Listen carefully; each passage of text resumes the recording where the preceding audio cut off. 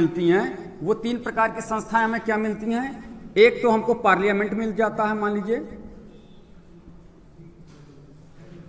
एक हमको एग्जीक्यूटिव मिल जाता है, और एक हमको जुडिशरी मिल जाती है। Clear?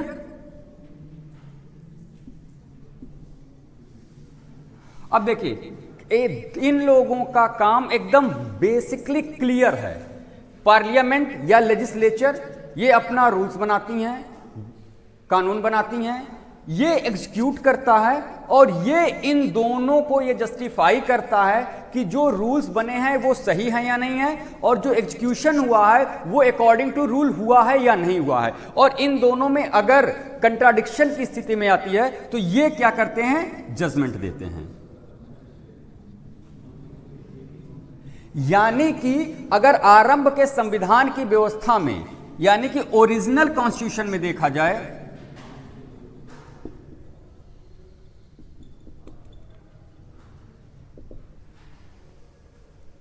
if we saw in original constitution we have a judgment institution is only judiciary. Clear? कि हम किसी भी वाद या विवाद के निर्णय के संदर्भ में अगर कोई जजमेंट दे रहा है, उसकी संस्था केवल और केवल क्या थी, जुडिशरी सिस्टम या हमारी न्यायपालिका होती थी। और ये न्यायपालिका की आप लोगों को पता कि हायरार्की होती है डिस्ट्रिक्ट लेवल पे, ठीक है, डिस्ट्रिक्ट कोर्ट या सेशन कोर्ट, ठीक है, ये है आपकी डिस्ट्रिक्ट लेवल पे, डिस्ट्रिक्ट लेवल। उसके बाद स्टेट लेवल पे high court,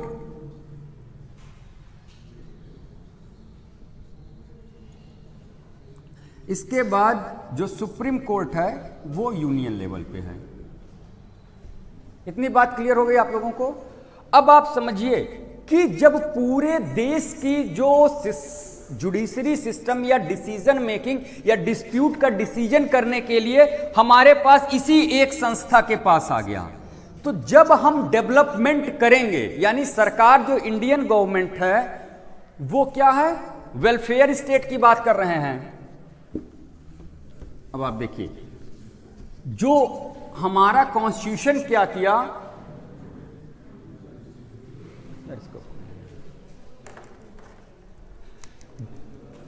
according to our constitution,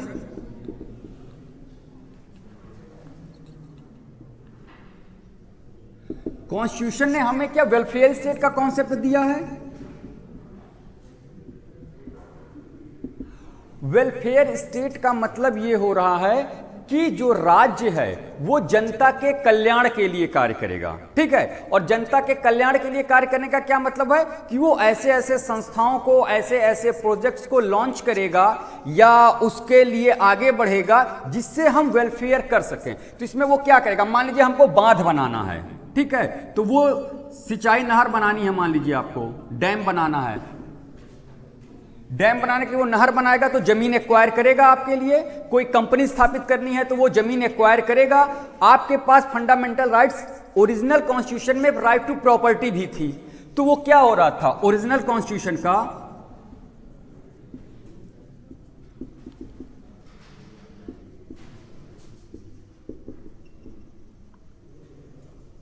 अभी मैं इसलिए ट्रिब्यूनल पे नहीं आ रहा हूं, मैं आपको बताना चाह रहा हूं कि ट्रिब्यूनल की जरूरत क्यों पड़ गई 1976 के आसपास, ठीक है। अब ये मान लीजिए राइट टू प्रॉपर्टी, इससे आपने किसी का लैंड लिया, ठीक है, और ये राइट टू प्रॉपर्टी से क्या हो गया, क्वेश्चन कर रहा है। अब ये चीजें चली गई कोर्ट में। एक तो जो सरकार अपनी रिफॉर्मेटिव वर्क कर रहा है उसकी वजह से ओरिजिनल कॉन्स्टिट्यूशन के अंतर्गत जो राइट टू प्रॉपर्टी थी, ये मान के चलिए कि जब तक केशवानंद भारती का केस नहीं सॉल्व हुआ था 1973 तक, तब तक वो डिस्प्यूट कोर्ट में जाया करती थी। दूसरी तरफ आप ये मान के लिए कि जो हमारा दीवानी मामला हुआ करता था, सिविल कोर्ट का जो इश्यू हुआ करता था पर्सन टू पर्सन या पर्सन टू स्टेट, वो भी जाया करता था कोर्ट में। इसके अलावा जो क्रिमिनल प्रोसीजर होते थे वो भी जाया करता था, क्या कह रहे हैं, कोर्ट में। अब इतने सारे मामले एक साथ कोर्ट में जाया करते थे। अब आप सोचिए कि इसके अलावा अगर हमारे पास एडमिनिस्ट्रेटिव सर्विस से संबंधित भी चला जाए तो ये क्या होगा, ये होगा कि इसके पास बर्डन बहुत ज्यादा होगा, बर्डन ऑन कोर्ट बहुत अधिक होगा। तो जब बर्डन ऑन कोर्ट होगा तो उससे क्या होगा, डिसीजन में क्या होगा या जजमेंट में क्या होगा,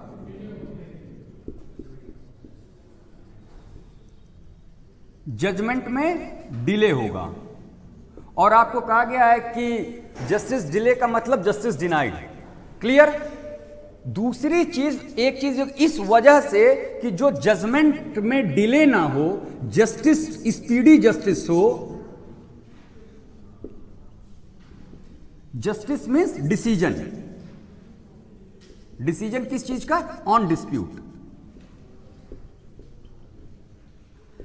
एक तो ये रीजन था जिसकी वजह से ये कहा गया कि हम एक ऐसी संस्था को इवॉल्व करते हैं जो डिसीजन या जजमेंट के रूप में अपना डिसीजन दे देगा।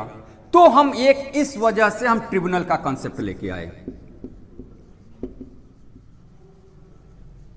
आगे बात समझ में, इतने में कोई दिक्कत।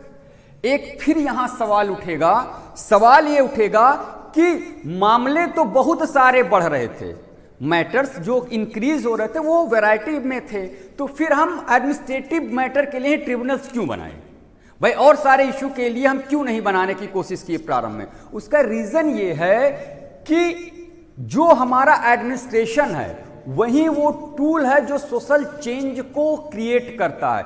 जितने भी एग्जीक्यूशन होते हैं उन सबका बेस क्या है, उन सबका बेस ब्यूरोक्रेसी है। और ब्यूरोक्रेसी के संदर्भ में विवाद हो, यदि मान लीजिए सिविल सर्वेंट के संबंध में कोई विवाद हो, इसका कोई डिस्प्यूट है, तो इसकी बात तो पहली बात दो चीज समझ में आएगी। पहला इश्यू तो ये होगा कि वो उस पद पे अपनी पूरी इफिशियंसी के साथ काम नहीं करेगा। भाई मान लीजिए मेरे पद को लेकर कोई डिस्प्यूट चल रहा है तो मैं फुल इफिशियंसी से वर्कआउट नहीं करूंगा।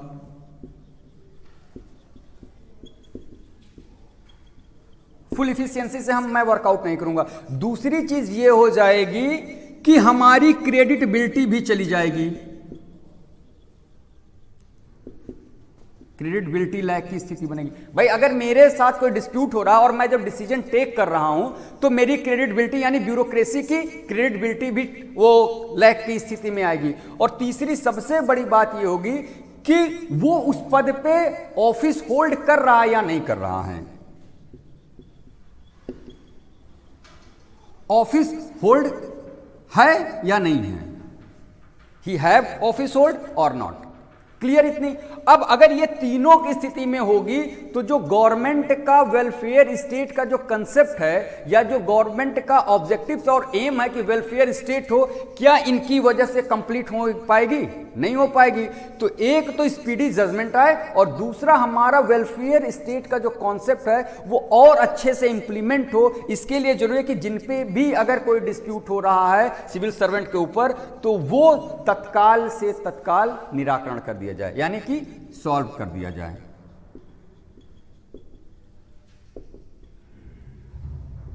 Solve of dispute. क्लियर। इन दोनों की वजह से एक 42 amendment on the basis of 42 amendment 1976 on the basis of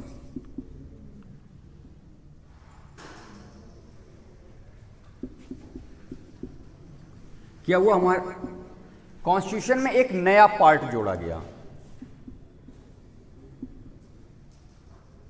कौन सा पार्ट है? 14A। ठीक है। और इसके अंतर्गत दो नए आर्टिकल्स जोड़े गए, आर्टिकल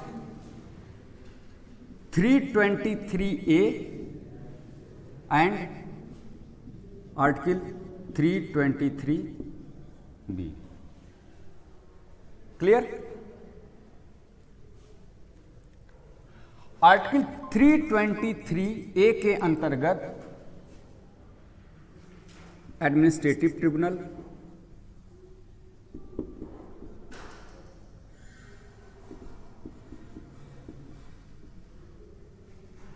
और आर्टिकल 323B के तहत अदर ट्रिब्यूनल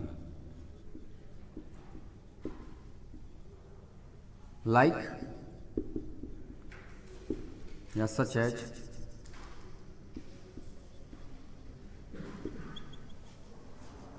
टैक्सेशन, ठीक है, लैंड रिफॉर्म, इंडस्ट्रियल डिस्प्यूट,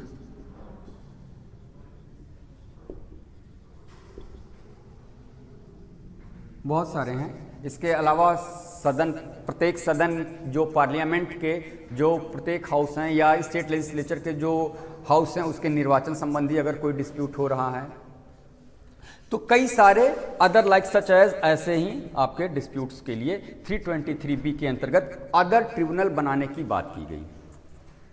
इतने में किसी को कोई समस्या?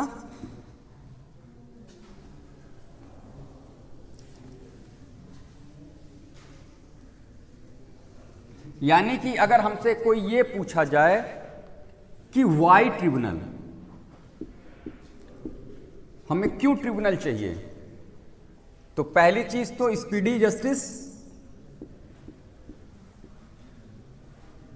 स्पीडी जजमेंट, ठीक है। दूसरी चीज ये है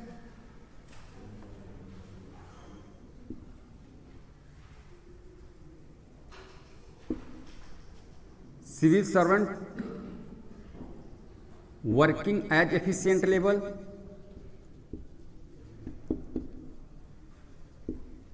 ठीक है। और तीसरी चीज क्या है कि वेलफेयर एग्जीक्यूट इंप्लीमेंट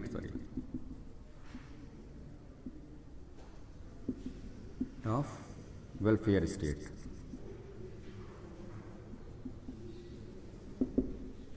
क्लियर? अब आइए, जब हमको यह पता चल गया कि हमको ट्रिब्यूनल क्यों चाहिए, तो अब हमको यह पता होना चाहिए कि ट्रिब्यूनल के संदर्भ में उसकी स्ट्रक्चर क्या है। यानी व्हाट इज ट्रिब्यूनल? भाई एक तो हो गया हमें क्यों ट्रिब्यूनल चाहिए थी, तो हमने बता दिया। अब व्हाट इज ट्रिब्यूनल, ट्रिब्यूनल क्या है? तो जब हम कहते हैं कि ट्रिब्यूनल क्या है, इसका मतलब होता है कि इसका स्ट्रक्चर क्या है। क्लियर?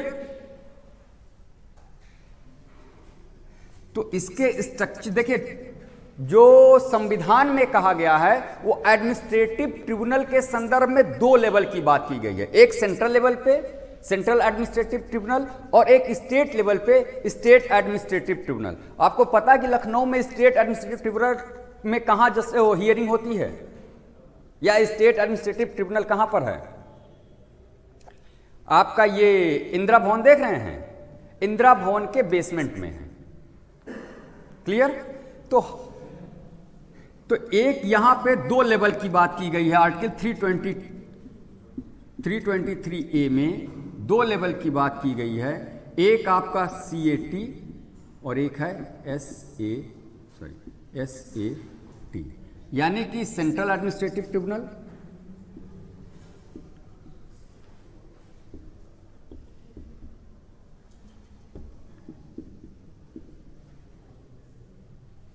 और स्टेट एडमिनिस्ट्रेटिव ट्रिब्यूनल।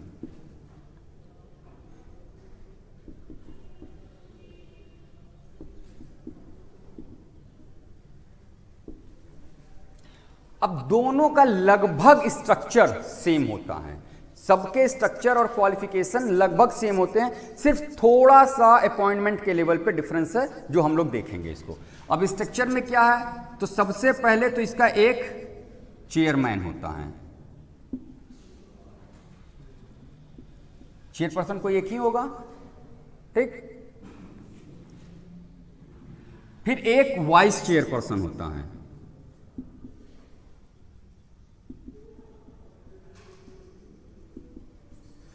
ठीक है। और तीसरी स्थिति आती है मेंबर की, ठीक है।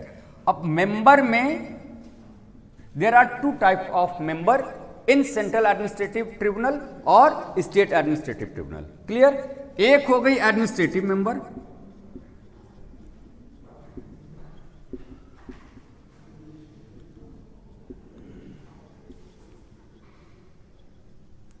और दूसरा हो जाएगी आपकी जुडिशियल मेंबर।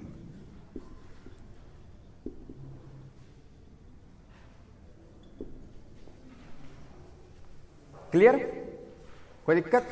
अब जब हमको इसको हटा दें,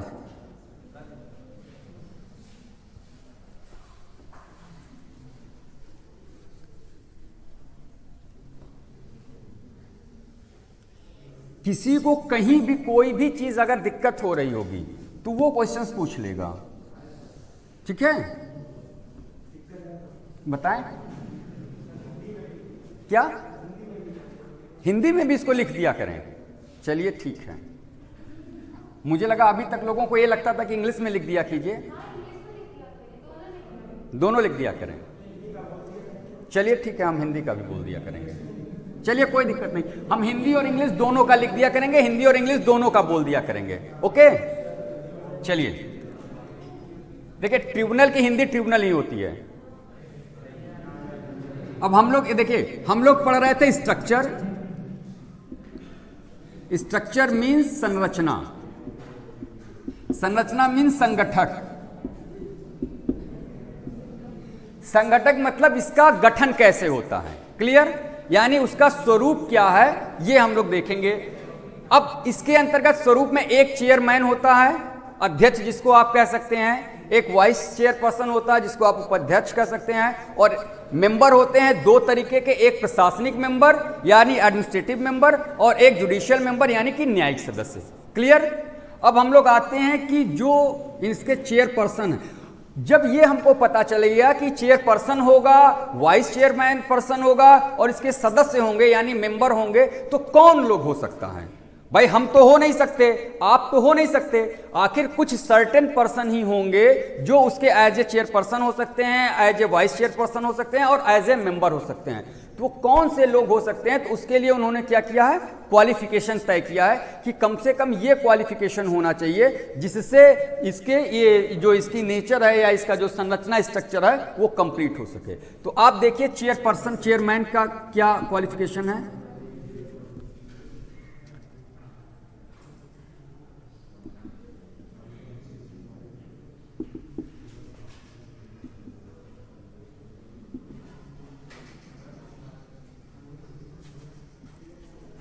देखिए, जो इनका चेयरमैन का क्वालिफिकेशन होता है वो पहली बात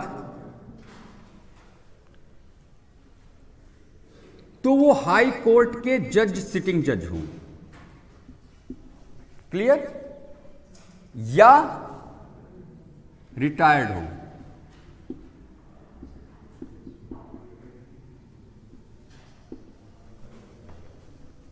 क्लियर? या सेक्रेटरी लेवल हो, सेक्रेटरी लेवल का ऑफिसर हो। किसमें ऑफिसर हो? सेंट्रल गवर्नमेंट में, यानी कि केंद्र सरकार के स्तर पे वो कम से कम सेक्रेटरी लेवल का ऑफिसर हो, या सरकार ये किसी को समझती हो कि उसके पास पर्याप्त एडमिनिस्ट्रेटिव अनुभव। क्लियर?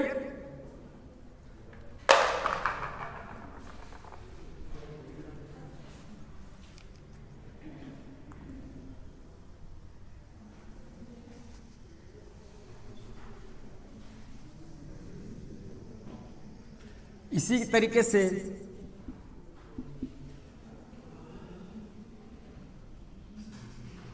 वाइस चेयरमैन, या इसके साथ ये भी है कि वो कम से कम 2 साल का वाइस चेयरमैन रहा हो।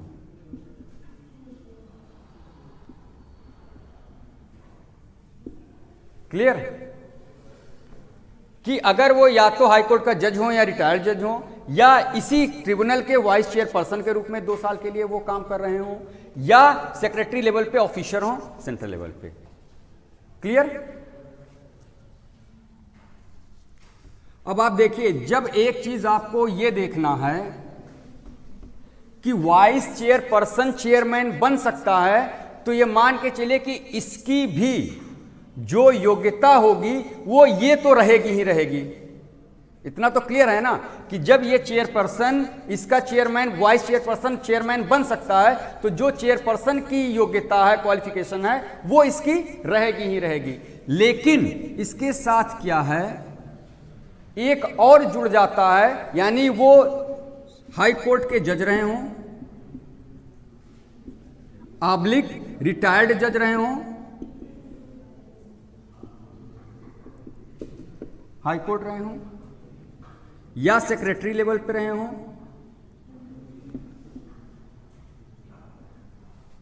या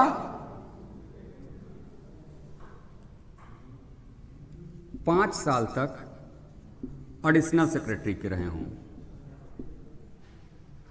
या तो सचिव पद पे रहे हों, या 5 साल तक अतिरिक्त सचिव का पद इन्होंने ग्रहण किया हो।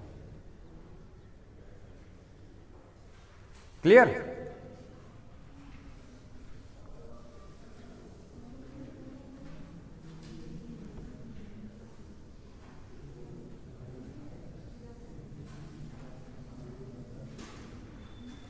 अब मान ली इसी तरीके से मेंबर का 2 तरीके का मेंबर होते हैं, एक जुडिशियल होता है और एक जो है क्या कह रहे हैं एडमिनिस्ट्रेटिव होता है। जब एडमिनिस्ट्रेटिव मेंबर का वो अपॉइंटमेंट किया जाता, अच्छा इनका अपॉइंटमेंट कौन करता है स्ट्रक्चर में, तो ये मान के चलिए कि जो इनका अपॉइंटमेंट होता है, मतलब चेयरपर्सन की, वाइस चेयरपर्सन की और मेंबर की, इन सबका जो अपॉइंटमेंट करता है वो प्रेसिडेंट ऑफ इंडिया करते हैं।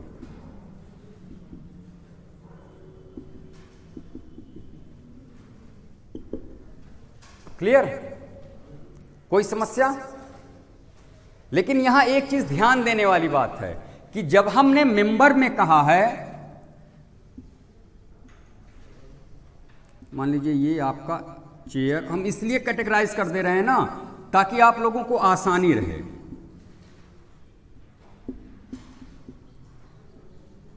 और मेंबर एडमिनिस्ट्रेटिव,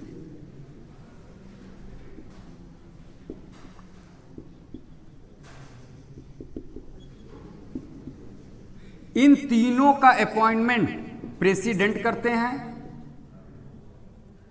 अपने हिसाब से, इसका भी अपॉइंटमेंट प्रेसिडेंट ही करते हैं,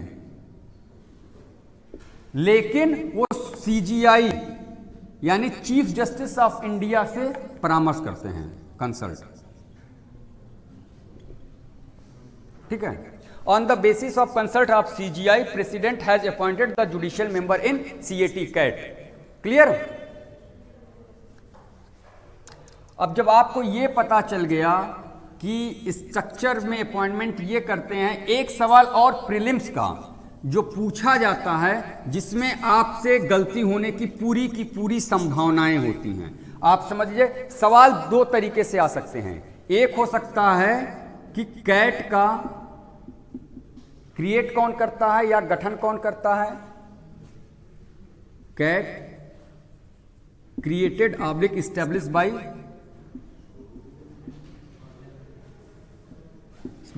parliament।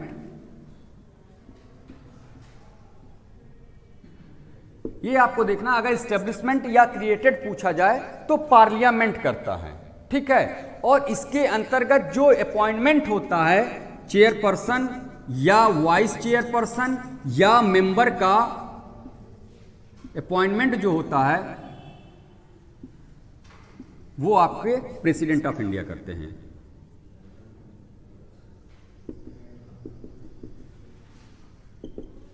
आगे बात समझ में? अब हमको ये जब पता चल गया कि ये लोगों का अपॉइंटमेंट पार्लियामेंट कर रहा है, प्रेसिडेंट ऑफ इंडिया कर रहे हैं, हम नियुक्त हो गए या आप नियुक्त हो गए या सर्टेन पर्सन नियुक्त हो गया है, तो उनका मतलब क्या, टेन्योर क्या होता है, इनका टर्म या टेन्योर क्या होता है।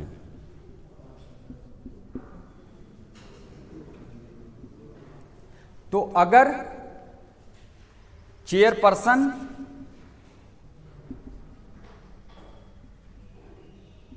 या वाइस चेयरपर्सन है तो इनका होता है 5 ईयर और 65 ईयर विच एवर अर्लियर,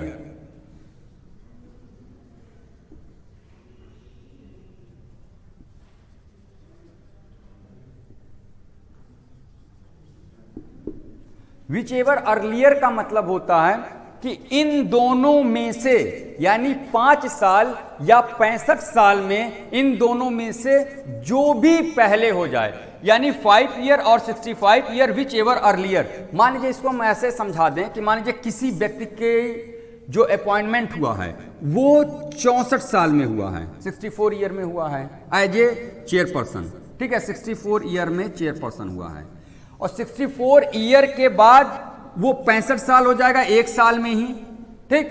तो फिर ये लागू नहीं होगा कि कैट का जो टर्म या टेन्योर होता है वो 5 साल है, इनका 1 ही साल हुआ, क्यों नहीं हुआ, नहीं, ये इनका जो 65 साल 1 साल में ही हो जा रहा है, तो 1 साल बाद ही रिमूव हो जाएंगे, रिटायर्ड हो जाएंगे या हटा दिए जाएंगे।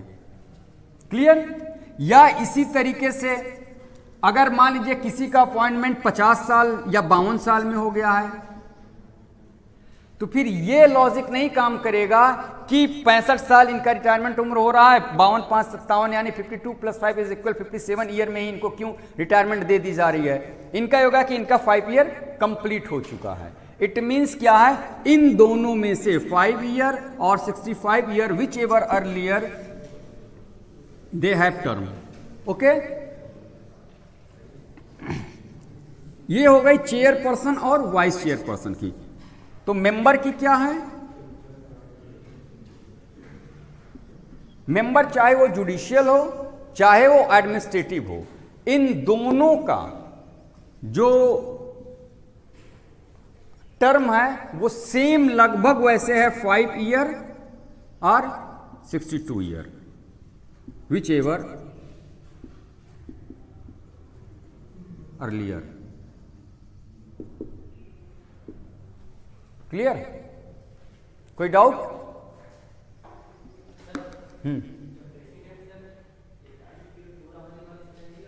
क्या कह रहे हैं?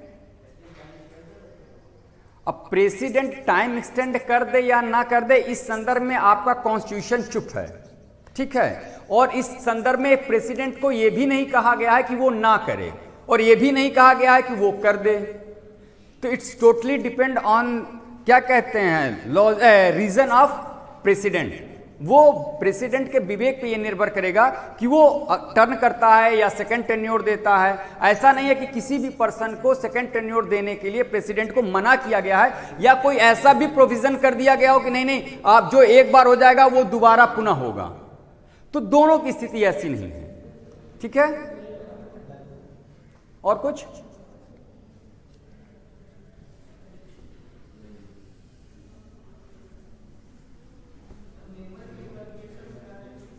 मेंबर क्वालिफिकेशन बता दे रहे हैं।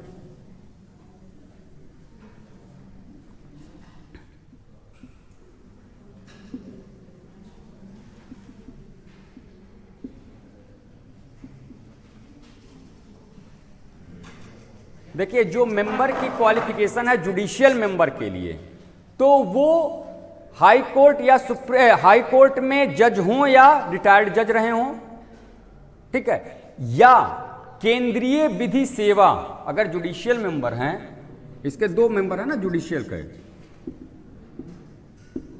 तो पहला तो वो जज हों, जज एट हाई कोर्ट या रिटायर्ड जज एट हाई कोर्ट, और दूसरा ये रहे हों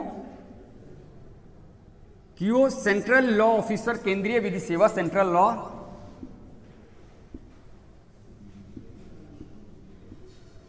लॉ सर्विसेज के क्लास 1, ग्रुप ए, क्लास 1 या ग्रुप ए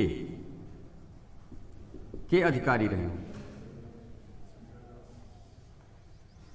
ठीक है।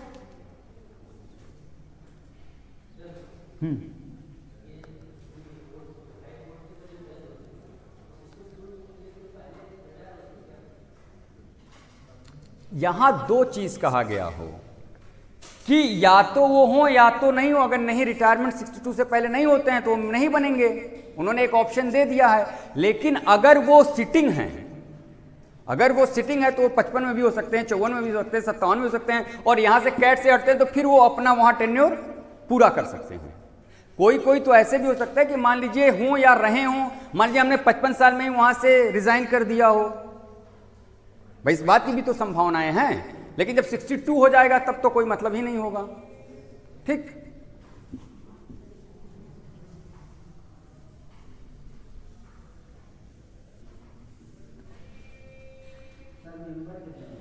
क्या देखो यार, मेंबर की जहां तक बात है, वो मेंबर समय समय पे संसद विधि अनुरूप बनाया करती है। नाउ अ डेज लगभग 63 मेंबर हैं। ठीक है, तो इसका कोई कंफर्मेशन नहीं है कि वो कितने रहेंगे, 5 रहेंगे, 10 रहेंगे, 20 रहेंगे, 50 रहेंगे। आपको यह देखना है कि जो बना है कैट में उसके मेंबर का निर्धारण जब संसद बनाती है, कानून बनाती है, जैसे इस संदर्भ में एक कानून बनाई थी कैट 1985,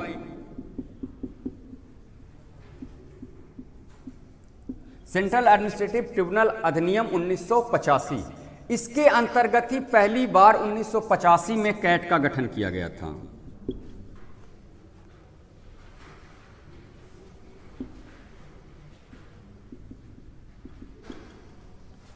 कोई दिक्कत और कुछ?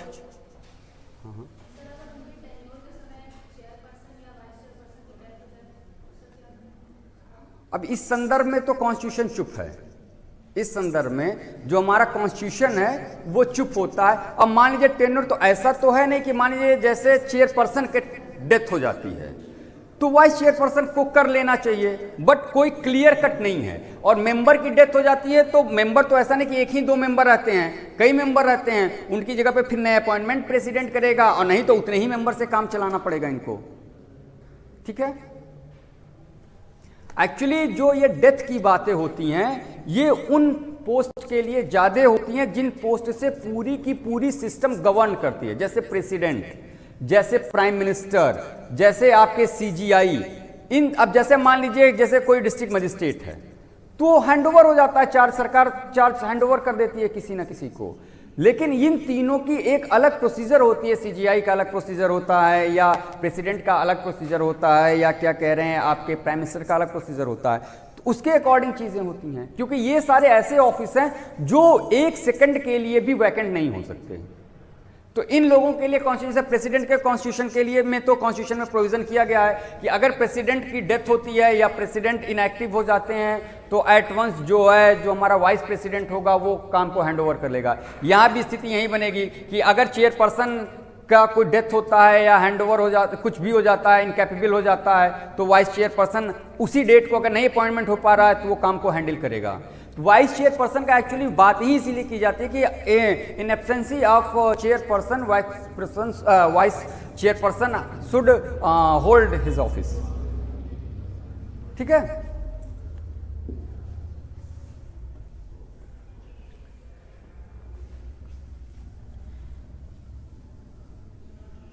देखिए ये जो ट्रिब्यूनल्स का पोर्शन है ये मेंस से ज्यादा आपके प्रीलिम्स के लिए इंपॉर्टेंट है, और प्रीलिम्स में भी आपका फैक्ट जितने आपके पास रहेंगे वो फैक्चुअलाइजेशन ज़्यादा आपसे किया जाएगा कि फैक्ट्स आपको पता है या नहीं पता है। अब आइए, हमको ये हो गया, तो अब सबसे बड़ी बात यह है कि ये काम, इनका जुरिडिक्शन क्या है, ये काम कहाँ कहाँ करते हैं।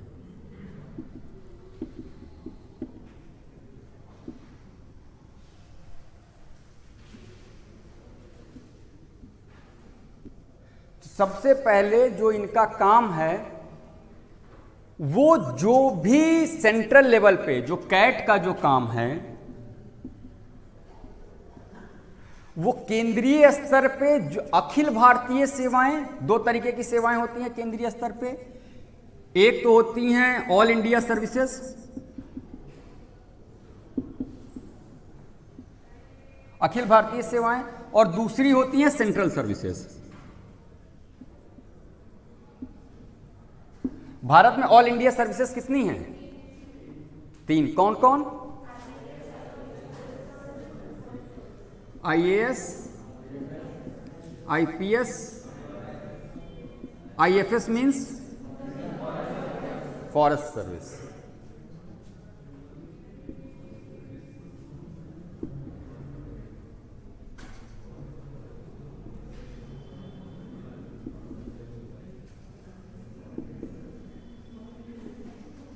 इंडियन पुलिस सर्विसेज,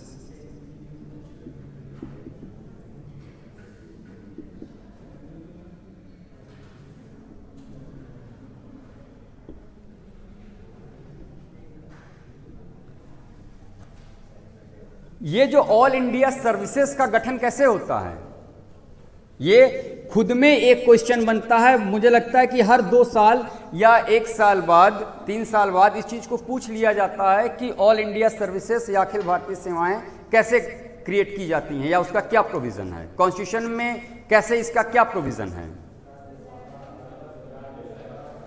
क्या राज्यसभा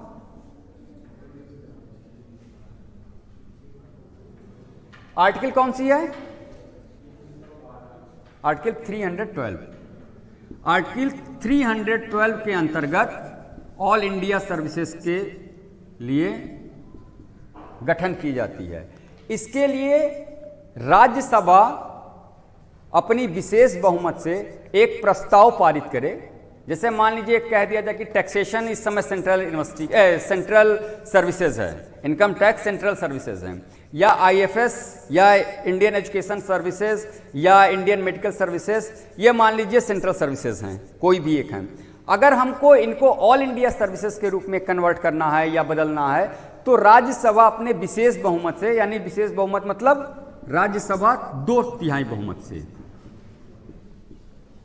राज्यसभा 2/3 मेजॉरिटी से एक प्रस्ताव पारित करेगी। क्या प्रस्ताव पारित करेगी? प्रस्ताव ये पारित करेगी कि फला सर्विसेज वर्तमान में इस रूप में है और इसे इस रूप में बनाया जाना चाहिए, इस तरीके का प्रस्ताव पारित करेगी अपने सेशन से। और जब ये प्रस्ताव फिर लोकसभा में आएगा, यानी लोअर हाउस में आएगा, तो लोकसभा इसे किस बहुमत से? सामान्य बहुमत से।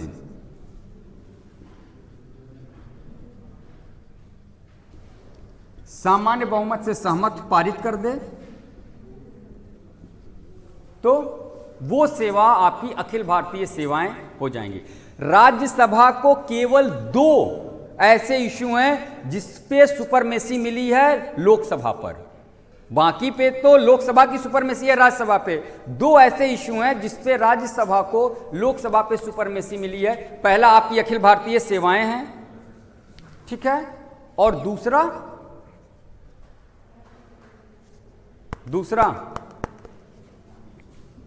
आर्टिकल 249, आर्टिकल 249 के तहत यह कहा गया है कि यदि कोई आइटम, यदि कोई विषय राज्य सूची के विषय की चीजें हैं, उस पे अगर केंद्र को कानून बनाना है तो वो राष्ट्रीय महत्व का घोषित करेगा। राज्यसभा अपने 2/3 मेजॉरिटी से उस आइटम को राष्ट्रीय महत्व का वो घोषित करे, उस आइटम को, उसके बाद उससे लोकसभा सहमत हो जाए, देयरफॉर पार्लियामेंट उस पर कानून बनाएगा। यानी कि राज्य सूची के विषय को राष्ट्रीय महत्व का घोषित कर सेंट्रल पार्लियामेंट द्वारा कानून बनाने संबंधी प्रस्ताव तब तक लागू नहीं होंगे जब तक कि राज्यसभा अपने 2/3 बहुमत से ऐसा प्रस्ताव ना पारित कर दे और लोकसभा उस प्रस्ताव से सहमत ना हो जाए। क्लियर?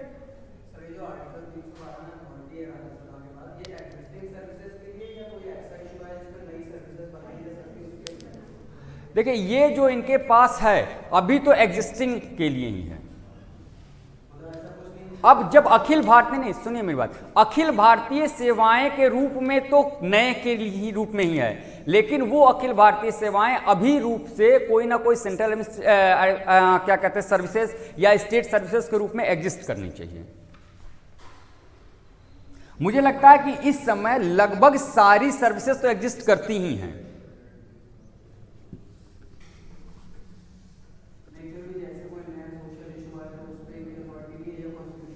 डायरेक्ट नहीं।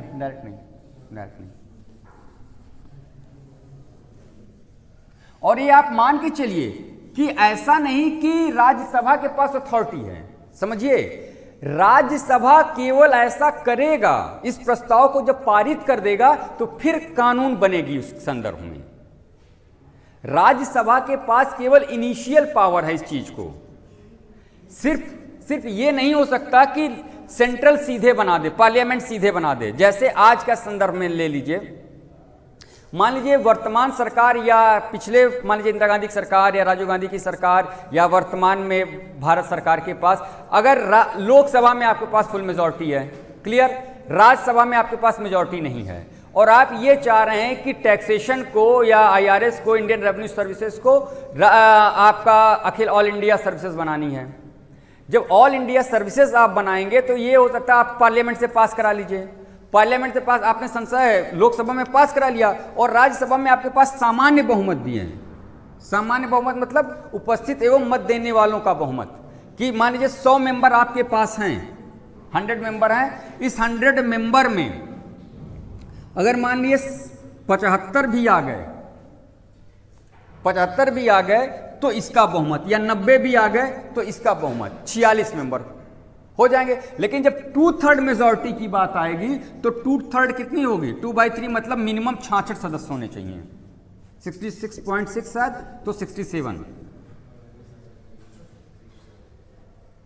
ठीक है, 67 मेंबर होंगे तब। तो इसकी वजह से फिर जो सुपरमेसी आप लोकसभा थी वो नहीं रह पाएगी भाई। लोकसभा की सुपरमेसी जिसकी सरकार होती है तो वो नहीं रह पाएगी। आपको राज्यसभा में अगर आपके पास विपक्ष की आवाज या एक बार चेक करने की बात, या राज्यसभा की जो उसकी जुरिडिक्शन की सुपरमेसी है वो बनी रहती है। ऐसा इसलिए कहा जाता है क्योंकि जब आप ऑल इंडिया सर्विसेज का होता क्या है कि वो सर्विस तो स्टेट में देता है, बस उसकी टर्म एंड कंडीशन सर्विसेज की कौन तय करता है, सेंट्रल गवर्नमेंट तय करती है, ठीक है।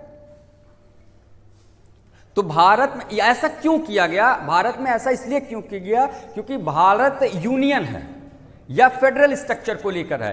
तो फेडरल स्ट्रक्चर में राज्य की भी ऑटोनॉमी होनी चाहिए कुछ ना कुछ, और यह कहा जाता है कि जो राज्यसभा के मेंबर हैं वो स्टेट को भी रिप्रेजेंट करते हैं।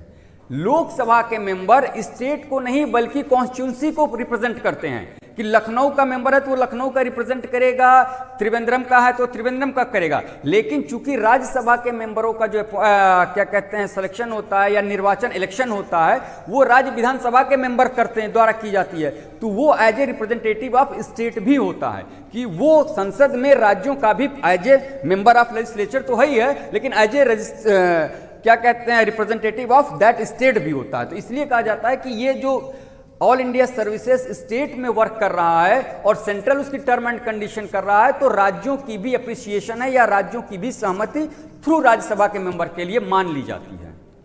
Clear?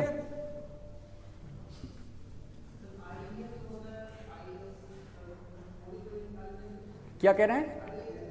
IES Indian engineering services, ये वो नहीं है, ऑल इंडिया सर्विसेज नहीं है, ये सेंट्रल सर्विसेज हैं। आप इस चीज को, जैसे आप IAS का एग्जाम देते हैं तो उसके 3 क्या कहते हैं 2 पद, केवल IAS और IPS 2 ही ऐसे पद हैं जो केवल ऑल इंडिया सर्विसेज हैं। बाकी रेवेन्यू का हो गया, कस्टम का हो गया, रेलवे का हो गया, या पोस्टल का हो गया, या मिलिट्री का जो वो डाक वाले आते हैं उनका हो गया, ये जितनी भी सर्विसेज लगभग 23-24 सर्विसेज हैं, उसमें 2 सर्विस, या इंडियन फॉरेन सर्विसेज का हो गया, ये सारी सर्विसेज आपकी सेंट्रल सर्विसेज होती हैं, जिसका अपॉइंटमेंट और वर्किंग दोनों सेंट्रल में किया जाता है, और उसके work and term and condition भी सेंट्रल गवर्नमेंट तय करती है।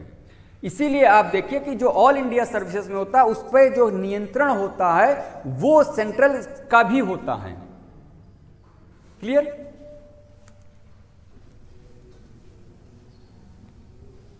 और कुछ? तो हम लोग ज्यूरिडिक्शन पे बात कर रहे थे।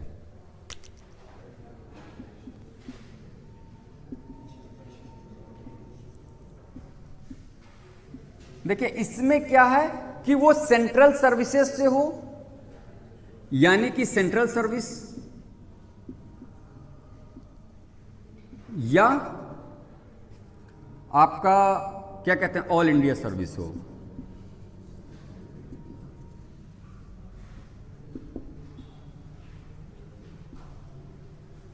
इसके संदर्भ में अगर कोई भर्ती या रिक्रूटमेंट की जरूरत है, भर्ती से या टर्म सेवा शर्तें,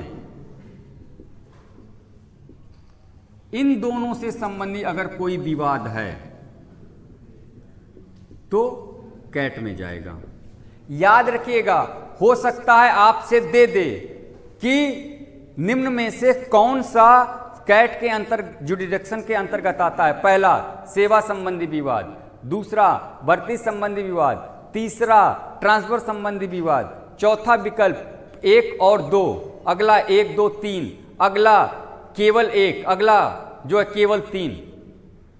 तो ट्रांसफर नहीं है, ट्रांसफर संबंधी कोई विवाद का निर्धारण करने के लिए यहां नहीं जाया जाता। ट्रांसफर प्योरली गवर्नमेंट की वो है, अथॉरिटी है, वो उसका विवेक है, वो उसका रीजन है, वो जहां उचित समझती है, जिस अधिकारी को उचित समझती है, उस जगह पे उस अधिकारी का हस्तांतरण करके उससे सेवा प्राप्त कर सकती है। आ गई? तो आप हमेशा याद रखिएगा कि हस्तांतरण ट्रांसफर जो स्थानांतरण नहीं है, हस्तांतरण नहीं है, ये एक इसके जुडिक्शन में याद रखिएगा। क्लियर?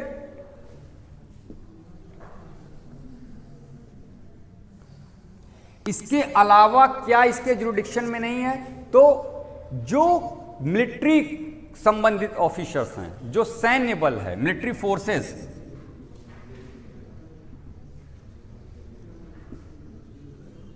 मिलिट्री फोर्सेस संबंधित डिस्ट्रीब्यूट नहीं है।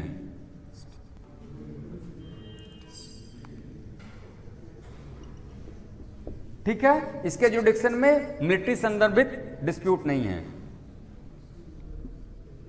दूसरा, सुप्रीम कोर्ट के जो ऑफिसर हैं या जो एम्प्लॉय हैं वो नहीं है, एम्प्लॉय संबंधित डिस्प्यूट नहीं है। ठीक है। तीसरा,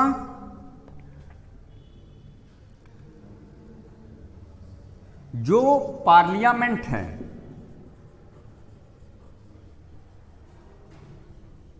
पार्लियामेंट के बोथ हाउस, पार्लियामेंट का जो सेक्रेटरीट है, इसके ऑफिसर संबंधित विवाद नहीं है।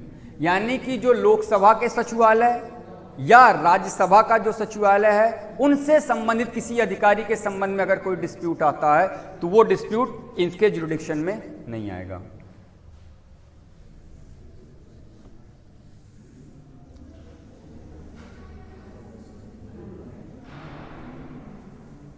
अब मान लीजिए ये सारी चीजें हो गई, आपको लगता है इनको रिमूवल कैसे किया जाएगा, इनको इनके पद से?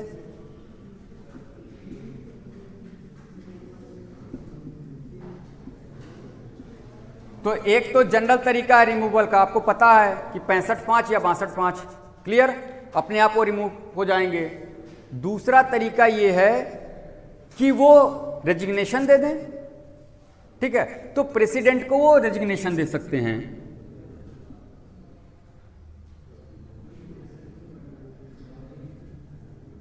या त्याग पत्र। ठीक है। तीसरा तरीका क्या है? एक तो खुद से चले जाएं, दूसरा वो रिजाइन करके त्यागपत्र दे दें।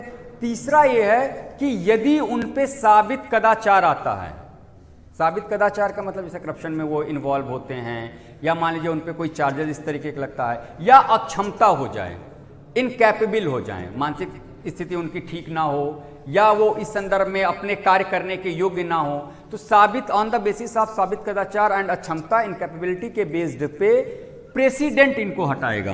कौन हटाएगा? प्रेसिडेंट इनको हटाएगा। लेकिन प्रेसिडेंट कैसे हटाएगा? On the observation of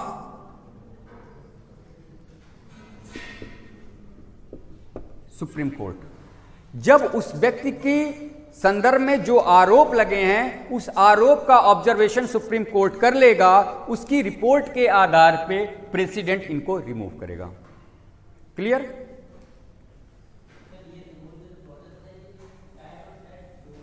same है कैट, अभी सेट, अभी जो डिफरेंस होगा, कैट कर लेते हैं तो सेट और कैट में 1-2 डिफरेंस हैं, मैं उसको उसी समय बता दूंगा तुरंत। ठीक है, तो एक आप पूरा कैट पढ़ लीजिए, कैट के बाद जो सेट में डिफरेंसेस होगा कि इस पॉइंट पे 2 या 3 पॉइंट पे डिफरेंसेस हैं। या आर्टिकल 323A और 323B में भी डिफरेंसेस हैं, तो उसको भी मैं 3 पॉइंट में आपको बता दूंगा कि क्या क्या डिफरेंसेस है। एक्चुअली में आपको डिफरेंसेस ही पकड़ना है जिससे आपका एग्जामिनेशन में आएगा।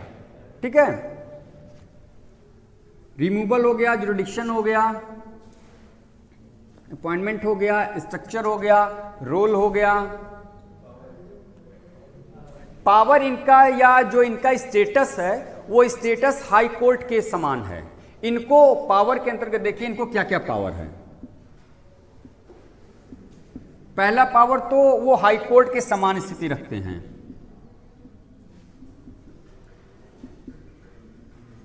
हाई कोर्ट की स्टेटस है, इसका मतलब ये है कि इनके पास अपने मानहानि यानी अवमानना का, अवमानना के खिलाफ दंड का अधिकार है। ठीक है, दूसरी चीज, जब स्टेटस इनका लीगल है तो वो सम्मन भी दे सकते हैं। ठीक है, उसके बाद वो किसी मैटर को इन्वेस्टिगेट करने के लिए वो आपको बुला भी सकते हैं।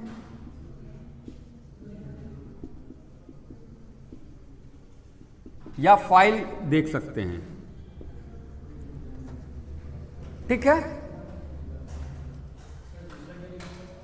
सम्मन देना, किसी को सम्मन भेजना, किसी को बुला लेंगे, हाजिर करने के लिए कह लेंगे, कोई जांच कर रहे हैं तो उस फाइल की ऑब्जर्व करते कह देंगे भाई फाइल आप हमारे पास प्रस्तुत कीजिए। क्लियर। एक क्या स्वतः संज्ञान, स्वतः संज्ञान नहीं, हाँ क्या अवमानना का मतलब होता है कि आप उसका डिफेम, कहते हैं कि कोर्ट का अवमानना आपने कर दिया, उनके डिसीजन या उनके क्या जज हैं उनके खिलाफ आपने ऐसा कोई टिप्पणी की या ऐसी कोई बातें कही जिससे उनके कार्य करने में बाधा आ रहा है या जिससे उनकी क्रेडिबिलिटी डाउन हो रही है या लैग कर रहा है, तो उसके खिलाफ वो करते हैं। अवमानना ये मतलब होता है कि आप साइलेंट रहिए प्लीज। अवमानना का यही मतलब होता है कि आप जो गतिविधि कर रहे हैं उनसे या तो उनके कार्य करने में बाधा आती है या उनकी क्रेडिबिलिटी की लैक होती है, जिससे ट्रस्ट डेफिसिट की बात आती है। तो इस संदर्भ में आपको क्या कहते हैं, पनिश करने का उनके पास राइट्स होता है। अब सबसे मजेदार चीज अब आप पढ़िए भाई, ये सारी चीज के बाद एक बड़ी मजेदार चीज हुई कि एक आर्टिकल 323A का डी, इसके अंतर्गत कह दिया गया कि इनकी जो अधिकारिता होगी यानी इनका जो डिसीजन होगा उस डिसीजन का अपील ओनली सुप्रीम कोर्ट में होगा।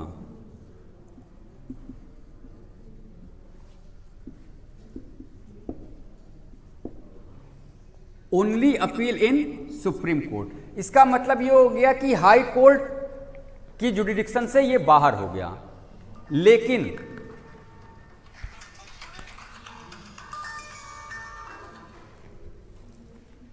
लेकिन एक केस हुआ था चंद्र कुमार केस,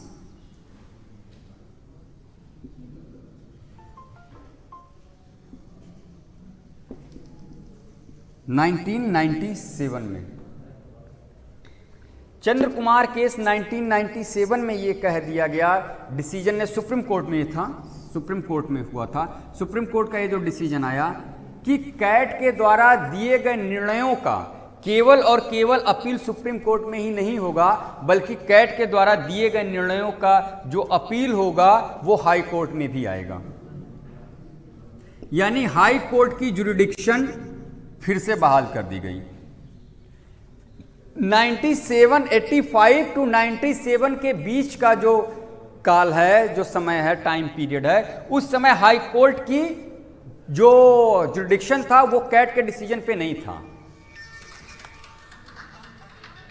समझ रहे हैं। लेकिन चंद्र कुमार केस जो 1997 के बाद जो आ गया, सुप्रीम कोर्ट का डिसीजन आया, उन्होंने ये कहा कि अब हाई कोर्ट का डिसीजन, तो वर्तमान में इनके निर्णयों के विरुद्ध अपील करने के लिए हम हाई कोर्ट भी जा सकते हैं और सुप्रीम कोर्ट भी जा सकते हैं। क्लियर। अब आप समझिए इसमें जो समस्या क्या हो गई। समस्या ये हो गई कि जिस बर्डन से हम जुडिशरी को आउटफिट करना चाह रहे थे, बाहर लाना चाह रहे थे, अब तो फिर हम जा रहे हैं, हमारे खिलाफ कोई डिसीजन आ रहा है और उस डिसीजन के अकॉर्डिंग हम नहीं सेटिस्फाइड हैं, तो फिर हाई कोर्ट चले जाएंगे। फिर वो एक संस्था पे संस्था आपको मिल गई, लेकिन फिर भी इन सारे के बाद में भी बहुत सारे केस इस लेवल पे डिस्प्यूट शांत हो जाते हैं। क्लियर?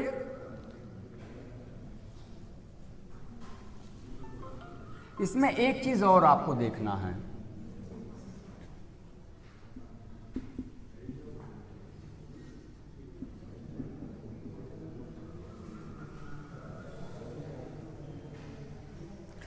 आर्टिकल 323AE, इसमें कहा गया है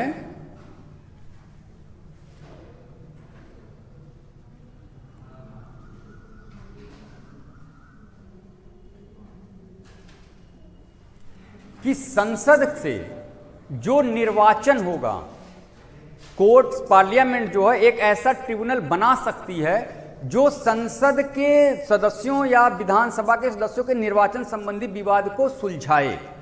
323B में कहा गया है, ठीक है। लेकिन 323B, एक मिनट, ये ए नहीं है, बी है, BE में ये कह दिया गया कि 329 आर्टिकल 329 को छोड़ करके ही होगा, बाकी के लिए वो स्थापित नहीं कर पाएगा। नहीं समझ में आया? संसद का निर्वाचन के स्तर पे दो स्तर पे विवाद होता है। एक ड्यूरिंग प्रोसेस चल रहा होता है कि जब निर्वाचन हो रहा हो उस समय विवाद हो जाए कि वहां मतदान फर्जी हो रही है, वहां ये सारी चीजें हो रही हैं, तो वो ऑन द स्पॉट निर्वाचन अधिकारी सुलझा देता है, पहला विवाद, ठीक। दूसरा विवाद ये होता है कि वो निर्वाचित चुन लिया जाए। जब निर्वाचित चुन लिया जाता है तो फिर उसके संदर्भ में अगर कोई विवाद आता है तो वो प्रेसिडेंट या सुप्रीम कोर्ट के स्तर पे जाके उसको डिबेट की जाती है, डिबेटेबल की जाती है। इसी संदर्भ में ये कह दिया गया कि अगर पार्लियामेंट चाहे तो इस संदर्भ में ट्रिब्यूनल का गठन कर सकता है कोर्ट में जाने के बजाय। लेकिन आर्टिकल 329 को छोड़ के, 329 का मामला ये था जिसमें यह कहा जाता है कि अगर परिसीमन किया जा रहा है, किसी निर्वाचन क्षेत्र का परिसीमन यानी लिमिटेशन किया जा रहा है, तो वो विवाद नहीं होगा। यानी निर्वाचन के जो मेंबर हैं उनके निर्वाचन संबंधी विवाद का तो ट्रिब्यूनल बनाया जा सकता है, लेकिन परिक्षेत्रों का अगर जो लिमिटेशन किया जा रहा है यानी परिक्षेत्र जो बनाया, परिसीमन किया जा रहा है, इन संबंधित कोई विवाद के लिए ट्रिब्यूनल संसद नहीं बनाएगी। क्लियर? कोई दिक्कत?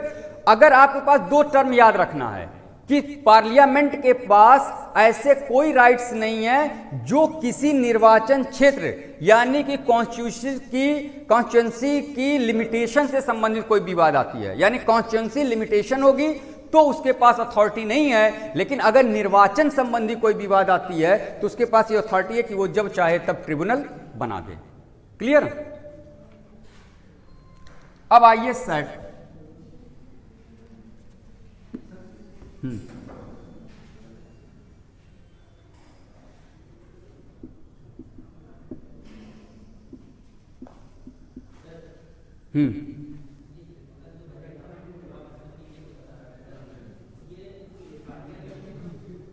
क्या पूछ रहे हैं?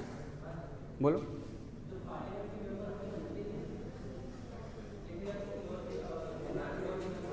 तेज तेज बोलो।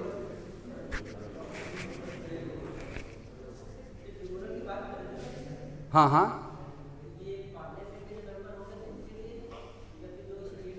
वो दोनों के लिए है। अभी हम आपको बता देंगे कि जितने भी ट्रिब्यूनल्स के गठन करने की, इवन दो जो पार्लियामेंट हमारी है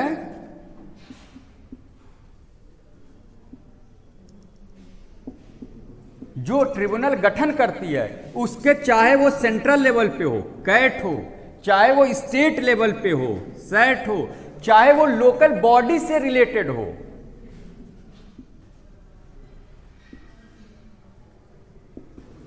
चाहे वो लोकल बॉडीज के लेवल पे हो, चाहे वो इंडियन कॉरपोरेट हो,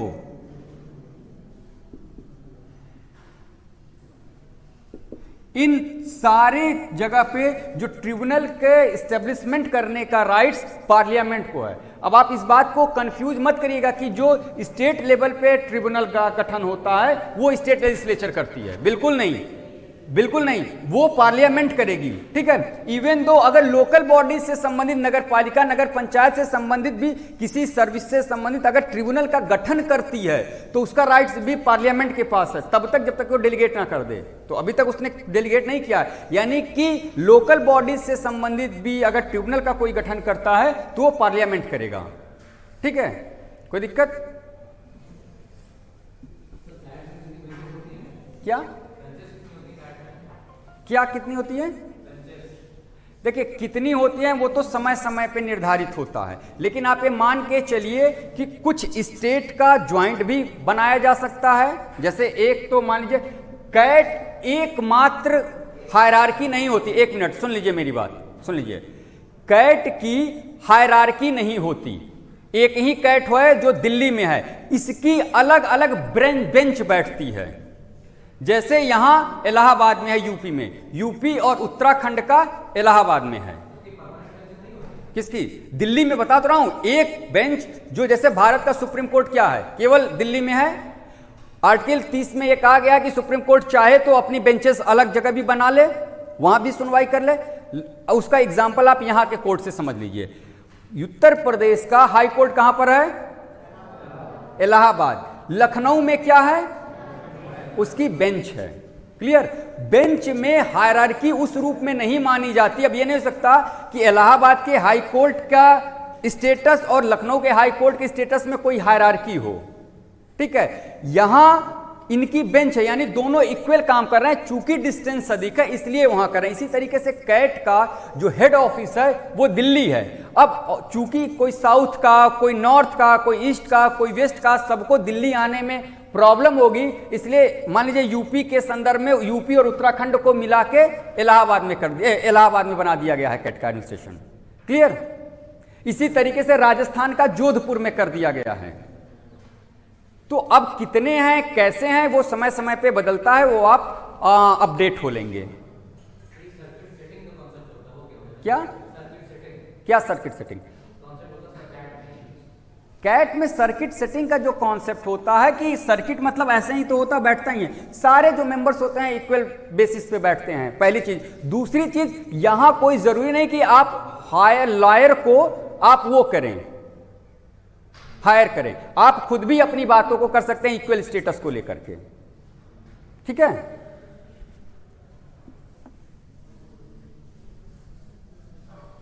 देखिए सैट में सारे के सारे प्रोविजन सैट का वही है जो कैट का है, कुछ माइन्यूट डिफरेंसेस हैं जिसको आप जान लीजिए। पहले कैट और सैट में आप लोग ये देख लीजिए, इसका भी जो फॉर्म्ड कौन करेगा? सेम फॉर्म दोनों पार्लियामेंट करेंगे, ठीक है। आइए, मेंबर अपॉइंटमेंट कौन करेगा?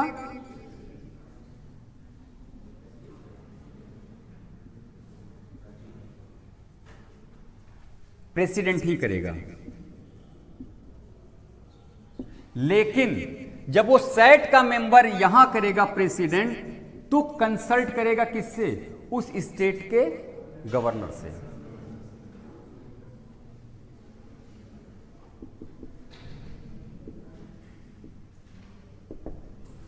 इसके अलावा एक और प्रोविजन है ज्वाइंट एडमिनिस्ट्रेटिव ट्रिब्यूनल का।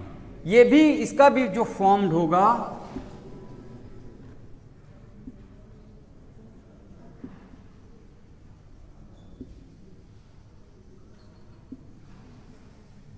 कौन करेगा? पार्लियामेंट ही करेगी। लेकिन इसका जब वो फॉर्म्ड करेगी तो उन दोनों स्टेट से कंसल्ट करके, यानी अगर ये दोनों स्टेट, जो दो स्टेट ज्वाइन करना चाहते हैं, that state says to be formed of jet. अगर वो दोनों स्टेट या वो स्टेट ऐसा कहते हैं कि हमें ज्वाइंट एडमिनिस्ट्रेटिव ट्रिब्यूनल फॉर्म करना होगा तो वो इसको फॉर्म करेंगे, और इनके भी मेंबर का जो वो अपॉइंटमेंट कौन करेगा?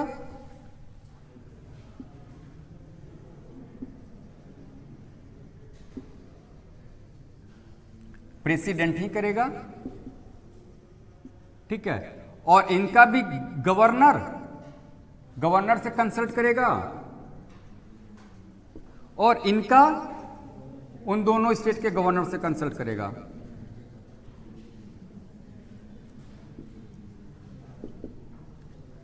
ठीक, हाँ हाँ, क्या क्या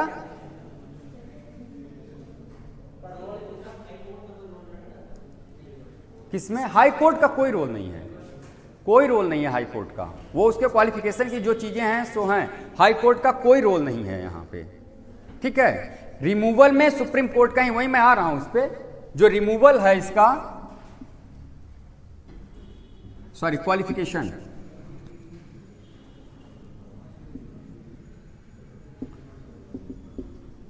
सेम है, आपको बता दिया गया है, ठीक।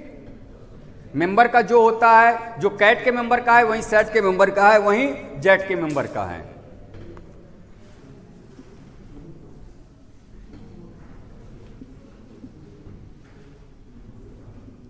रिमूवल भी सेम है,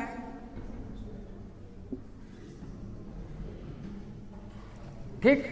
हटाने का वही प्रोसेस है, सुप्रीम कोर्ट के रिकमेंडेशन पे या सुप्रीम कोर्ट के ऑब्जर्वेशन पे बाय प्रेसिडेंट उसको हटा देगा।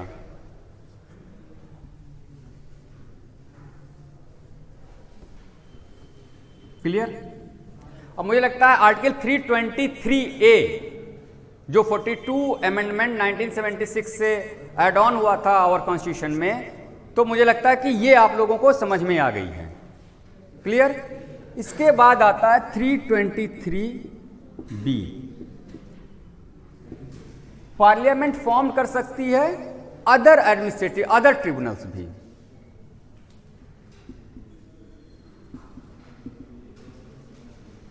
अदर ट्रिब्यूनल भी फॉर्म कर सकती है। वो कौन कौन सी ट्रिब्यूनल होगी? टैक्सेशन से, सच एज टैक्सेशन से रिलेटेड हो सकती है, लैंड रिफॉर्म से हो सकती है,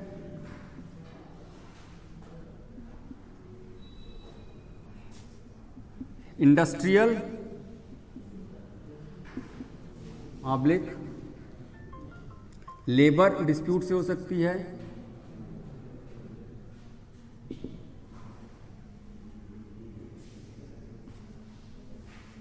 इसके अलावा पार्लियामेंट ऑब्लिक स्टेट लेजिस्लेचर के सदस्यों के निर्वाचन संबंधित हो सकती है,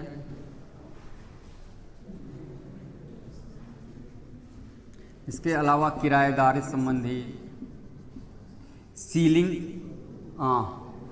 high level ceiling, maximum level ceiling, maximum level ceiling,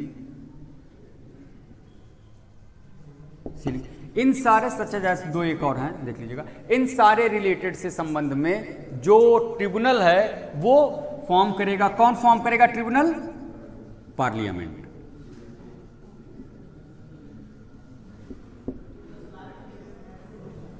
क्या ये मैक्सिमम लेवल सीलिंग, यानी किसी व्यक्ति की मैक्सिमम लेवल पे क्या संपत्ति हो सकती है, इससे अधिक नहीं हो। इस संबंध में अगर कोई कानून बना है और कोई डिस्प्यूट होता है तो उसके लिए एक ट्रिब्यूनल गठित की जा सकती है। आवाज मत कीजिए, अगर नहीं मतलब मन कर रहा है तो चले जाइए। ये मैक्सिमम लेवल सीलिंग कौन? ये किराएदारी, उसके ऊपर पार्लियामेंट या स्टेट लेजिस्लेचर से संबंधी कोई निर्वाचन संबंधी कोई विवाद आती है जो अभी मैंने आपको समझाया था कि अगर परिसीमन संबंधी कोई विवाद होती है उसके लिए उसके लिए ट्रिब्यूनल नहीं गठित करेगा, लेकिन अगर कोई निर्वाचन संबंधी विवाद होती है उसके लिए चाहे ट्रिब्यूनल करना तो ट्रिब्यूनल गठन की जा सकती है। ठीक है। हाँ, अब सरकार गठन बिल्कुल करती है, इसके अलावा मैंने कहा ना सचेज और भी ऐसी तरीके से कर सकती है। क्या? हाँ, लेबर कोर्ट है, वो एज ए ट्रिब्यूनल ही वर्क करता है। Labour court as a tribunal ही वर्क करता है। देखिए, इसमें पार्लियामेंट के पास है ट्रिब्यूनल गठन करने का। अब पार्लियामेंट समय समय पे परिस्थिति अनुरूप जैसे जैसे उसको लगता है वैसे वैसे विवाद से संबंध में ट्रिब्यूनल करती है। यहां आप देखिए, एक मिनट, यहां आप देखिए, जो नदी जल विवाद संबंध में भी ट्रिब्यूनल गठित करती है आर्टिकल 262 के तहत। भाई, नदी जल संबंधी विवाद सुलझाने के लिए तो पार्लियामेंट के पास तो ओवरऑल ये राइट्स होता ही है कि वो जैसे जैसे विवाद हो वैसे वैसे कॉन्स्टिट्यूशन के प्रोविजन को देखें और उस कॉन्स्टिट्यूशन के प्रोविजन में जहां जहां उनको जैसी जैसी अथॉरिटी मिली हुई है, राइट्स मिले हुए हैं, वैसे वैसे ट्रिब्यूनल्स को बनाएं। कुल मिला के हमारा काम ये है कि मिनिमम बर्डन ऑन कोर्ट पड़े और उसके लिए जो कानून बनाने की अथॉरिटी होती है वो पार्लियामेंट होती है। तो सिंपल से आपको यही समझना है कि फॉर्म्ड ऑफ ट्रिब्यूनल जो होता है वो पार्लियामेंट करती है। आगे बात समझ में। और एक चीज याद रखिएगा, 323B के अंतर्गत कहीं नेशनल ग्रीन ट्रिब्यूनल की बात नहीं की गई है। आप जब उसको पढ़ेंगे 323B में, उसमें ग्रीन ट्रिब्यूनल की बात नहीं की गई है, उसमें एनवायरमेंट ट्रिब्यूनल की बात नहीं की गई है। पार्लियामेंट के पास पूरी अथॉरिटी होती है। आप क्यों नहीं समझ रहे हैं? पार्लियामेंट जो है, पार्लियामेंट के पास कानून बनाने की एब्सोल्यूट अथॉरिटी है, बशर्ते वो कॉन्स्टिट्यूशन के अगेंस्ट ना हो। आगे बात समझ में। वो फॉर्म्ड करेगी लॉ, लेकिन वो कॉन्स्टिट्यूशन के उसमें ना हो। क्या हुआ? हो गया क्या टाइम?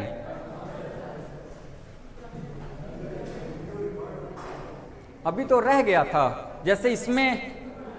चलिए, अच्छा, तो कुल मिला के मेरे कहने का यह मतलब है कि हमने आपको पूरा फैक्ट नहीं बताया। क्लियर? अभी बहुत सारे मैटर, क्योंकि 1 घंटे 1.5 घंटे में ये कवर अप भी नहीं हो सकता था, बहुत सारे मैटर हैं जो रह गए हैं, उसको आप लोग कहीं ना कहीं से सर्च कर लीजिएगा, ले लीजिएगा। मैटर में अगर कहीं कंट्राडिक्शन लगेगा तो कल मैं क्लास में आऊंगा, आप मुझसे डिस्कस कर सकते हैं, उसको पूछ सकते हैं। ठीक है? तो जहां से आपके पास सोर्स ऑफ वो क्या कहते हैं रिसोर्सेज हैं, आप कलेक्ट कर लीजिएगा। Thank you.